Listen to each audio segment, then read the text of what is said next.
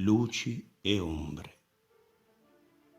Vivo tra ombre e luci, angosce e gioie.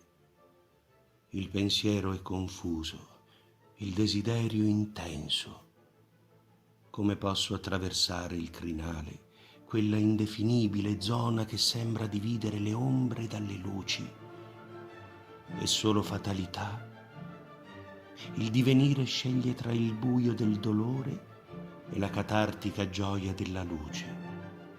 Leggerezza, pesantezza dell'essere sono legate al destino, come vivere o morire.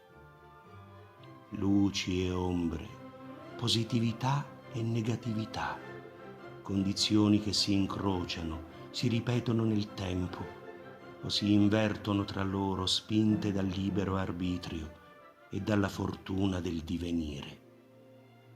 Le ombre, apprensione, paura, come il bruno mentre s'apprestava ad ardere, o quella che avvolge i migranti quando i figli affondano nel mare. Ombre dolorose segnano l'anima per sempre. L'altro lato del crinale dove mi trovo o vorrei andare, smarrito nella nebbia del destino. Gioia, bellezza, luce, gioco della vita che rasserena l'anima. Luci conturbanti dell'amore, dell'azzurro del cielo, di una rosa appena colta, del suono di 1000 violini.